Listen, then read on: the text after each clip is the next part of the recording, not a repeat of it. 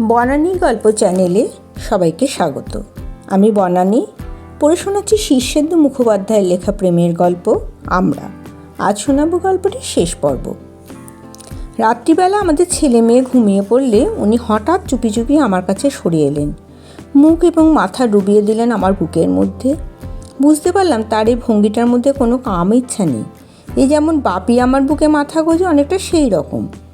আমি কথা না বলে ওকে দুহাত দিয়ে আগলে নিয়ে ওর রুক্ষ মাথা আর অনেক দিনের আছাটা চুলের মধ্যে মুখ ডুবিয়ে গভীর আনন্দের একটা শ্বাস টেনে নিলাম। বুক ভরে গেল। উনি আস্তে আস্তে বললেন, তোমাকে মাঝে মাঝে আমার মায়ের মতো ভাবতে ইচ্ছে হয়। এরকম ভাবাটা কি পাপ? কি জানি, আমি এর কি উত্তর দেব? আমি বিশ্ব সংসারের রীতিনীতি জানি না। কার সঙ্গে কীরকম সম্পর্কটা পাপ, কোনটা অন্যায়, তা কি করে বুঝবো? যখন ফুলশয্যার রাতে প্রথম উনি আমাকে জড়িয়ে ধরেছিলেন, সেদিনও আমার শরীর কেঁপে উঠেছিল বটে, কিন্তু সেটা রোমাঞ্চে নয়, শিহরণেও নয়, বরং মনে হয়েছিল বাঁচলাম, এবার নিশ্চিন্ত। এই অচেনা রোগা কালো কিন্তু মিষ্টি চেহারার দুর্বল মানুষটির সেই প্রথম স্পর্শে আমার ভিতরে সেই ছেলেবেলার পুতুল খেলার এক মা জেগে উঠেছিল। ছেলেমেয়েরা যেমন প্রেম করে, লুকোচুরি করে, সহজে ধরা দেয় না, আবার একে অন্যকে ছেড়ে যায়, আমাদের কখনো সেরকম প্রেম হয়নি। উনি বুকে মুখ চেপে অবরুদ্ধ গলায় বললেন, তোমাকে একটা কথা বলবো, কাউকে বলো না, চলো জানালার ধারে গিয়ে বসি। উঠলাম, ছোট্ট জানালার চৌখুপিতে তাকের ওপর মুখোমুখি বসলাম দুজন। বললাম, বলো। উনি সিগারেট ধরালেন, বললেন, তোমার মনে আছে বছর 2 আগে একবার কাঠের আলমারিটা কেনার সময় সত্যচরণের কাছে গোটা 50 টাকা ধার করেছিলাম? ও মা, মনে নেই? আমি তো কতবার তোমাকে টাকাটা শোধ দেওয়ার কথা বলেছি। আমার স্বামী একটা শ্বাস ফেলে বললেন, হ্যাঁ, সে ধারটার কথা নয়, সত্যচরণের কথাই বলছি তোমাকে। সেদিন মাইনে পেয়ে মনে করলাম এ মাসে প্রিমিয়াম ডিউ ফিউ নেই, তাছাড়া রেডিওর শেষ ইনস্টলমেন্টটাও গত মাসে দেওয়া হয়ে গেছে। এ মাসে যাই সত্যচরণের টাকাটা দিয়ে আসি। সত্যচরণ ভদ্রলোক, তাছাড়া আমার বন্ধুদের মধ্যে একমাত্র ওরই কিছু পৈতৃক সম্পত্তি আছে, বড়লোক বলা যায় ওকে। সেই কারণেই বোধহয় কখনো টাকার কথা বলেনি আমাকে, কিন্তু এবার দিয়ে দিই। তাছাড়া ওর সঙ্গে অনেককাল দেখাও নেই, খোঁজখবর নিয়ে আসি। ভেবে টেবে বিকেলে বেরিয়ে 6টা নাগাদ ওর নবীন পাল লেনে বাড়িতে পৌঁছলাম। ওর বাড়ির সামনেই একটা মস্ত গাড়ি দাঁড়িয়েছিল, যার কাচের ওপর লাল ক্রস আর ইংরেজিতে লেখা ডক্টর। কিছু না ভেবে ওপরে উঠে যাচ্ছি, সিঁড়ি বেয়ে হাতে স্টেথোস্কোপ ভাঁজ করে নিয়ে একজন মোটাসোটা ডাক্তার মুখোমুখি নেমে এলেন। সিঁড়ির ওপর দরজার মুখে 70 বউনিরা শুকনো মুখে দাঁড়িয়েছিল। ফর্সা সুন্দর মেয়েটা, কিন্তু তখন রুখু চুল, ময়লা শাড়ি, সিঁদুর ছাড়া কপাল, আর কেমন একটা রাত জাগা ক্লান্তির ভারে বিচ্ছিরি দেখাচ্ছিল ওকে। কি হয়েছে জিজ্ঞাসা করতেই ফুপিয়ে উঠল, ও মারা যাচ্ছে অজিতবাবু। শুনে বুকের ভিতরে যেন একটা কপাট হাওয়া লেগে দড়াম করে বন্ধ হয়ে গেল। ঘরে ঢুকে দেখি সত্যচরণ পূর্ব দিকে মাথা করে শুয়ে আছে। পশ্চিমের খোলা জানালা দিয়ে সিঁদুরের মতো লাল টকটকে রোদ এসে পড়েছে ওর সাদা বিছানায়। ওর মাথার কাছে ছোট টেবিলে কটা ফল, ওষুধের শিশি টিশি রয়েছে। মেঝে, খাটের নিচে বেড প্যান্টান, কিন্তু এগুলো তেমন উল্লেখযোগ্য কিছু না। ঘরের মধ্যে ওর আত্মীয় স্বজনও রয়েছেন কয়েকজন। 2জন বিধবা মাথার দুধারে ঘোমটা টেনে বসে, একজন বয়স্ক মহিলা পায়ের দিকটায়। একজন বুড়ো মতো লোক খুব বিমর্ষ মুখে সিগারেট পাকাচ্ছেন জানালার কাছে দাঁড়িয়ে। 2জন অল্প বয়সী ছেলে নিচু স্বরে কথা বলছে। 2-একটা বাচ্চাও রয়েছে ঘরের মধ্যে। তারা কিছু টের পাচ্ছিল কিনা জানি না, কিন্তু সেই ঘরে পা দিয়ে আমি এমন একটা গন্ধ পেলাম, যাকে কি বলবো, যাকে বলা যায় মৃত্যুর গন্ধ। তোমাকে ঠিক বোঝাতে পারবো না, কিন্তু আমার মনে হয় মৃত্যুর একটা গন্ধ আছেই। কেউ যদি কিছু নাও বলতো, তবু আমি চোখ বুঝেও ওই ঘরে ঢুকে বলে দিতে পারতাম যে ওই ঘরে কেউ একজন মারা যাচ্ছে। যাকগে, আমি ওর গন্ধটা পেয়েই বুঝতে পারলাম নীরা ঠিকই বলেছে, সত্য মারা যাচ্ছে। হয়তো এখনই মরবে না, আরও একটু সময় নেবে, কিন্তু আজকালের মধ্যেই হয়ে যাবে ব্যাপারটা। আমি ঘরে ঢুকতেই মাথার কাছ থেকে একজন বিধবা উঠে গেলেন, পায়ের কাছ থেকে সধবাটিও। কে যেন একটা টুল বিছানার পাশে এগিয়ে দিল আমাকে বসবার জন্য। তখনও সত্যর জ্ঞান আছে। মুখটা খুব ফ্যাকাশে রক্তশূন্য, আর মুখের চামড়া একটা খড়ি ওঠা শুষ্ক ভাব। আমার দিকে তাকিয়ে বলল, কে? বললাম, আমি রে, আমি অজিত। বললো, ওহ অজিত, কবে এলি? বুঝলাম একটু বিকারের মতো অবস্থা হয়ে আসছে। বললাম, এই মাত্র, তুই কেমন আছিস? বললো, ওই একরকম কেটে যাচ্ছে। আমি ঠিক ওখানে আর বসে থাকতে চাইছিলাম না। তুমি তো জানো ওষুধ টষুধের গন্ধে আমার ভীষণ কীরকম গা গুলোয়। তাই এক সময় ওর কাছে নিচেই বললাম, তোর টাকাটা দিতে এসেছি। ও খুব অবাক হয়ে বলল, কত টাকা? বললাম, 50।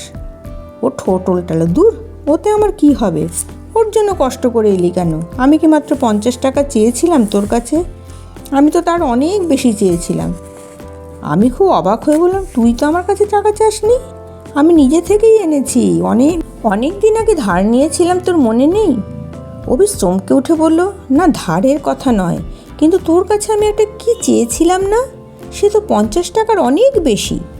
জিজ্ঞেস করলাম, কি চেয়েছিলি? ও খানিকক্ষণ সাদা ছাদের দিকে চেয়ে কি ভাবলো, বলল, কি যেন ঠিক মনে পড়ছে না, ওই যে সব মানুষই যা চায়। আহা, কি যেন ব্যাপারটা? আচ্ছা দাঁড়া, বাথরুম থেকে ঘুরে আসি, মনে পড়বে, বলে ওঠার চেষ্টা করলো। সেই বিধবাদের একজন এসে পেচ্ছাপ করার পাত্রটা ওর গায়ের ঢাকার নিচে ঢুকিয়ে ঠিক করে দিল। কিছুক্ষণ পেচ্ছাপ করার সময়টা ও বিকৃত মুখে ভয়ঙ্কর যন্ত্রণা ভোগ করলো শুয়ে শুয়ে। তারপর আবার আস্তে আস্তে একটু গা ঝাড়া দিয়ে আমার দিকে চেয়ে বলল, তোর কাছেই চেয়েছিলাম নাকি কার কাছে যে মনেই পড়ছে না, কিন্তু চেয়েছিলাম, বুঝলি, কোনো ভুল নেই। খুব আবদার করে গলা জড়িয়ে ধরে গালে গাল রেখে চেয়েছিলাম, আবার ভিখিরির মতো হাত বাড়িয়ে ল্যাং ল্যাং করেও চেয়েছিলাম, আবার চোখ পাকিয়ে ভয় দেখেও চেয়েছিলাম। কৌতূহল হয়ে জিজ্ঞাসা করলাম, কি চেয়েছিলি? ও সঙ্গে সঙ্গে ঘোলা চোখ ছাদের দিকে ফিরিয়ে বলল, ওই যে কী ব্যাপারটা যেন, নীরাকে জিজ্ঞেস করতো, ওর মনে থাকতে পারে।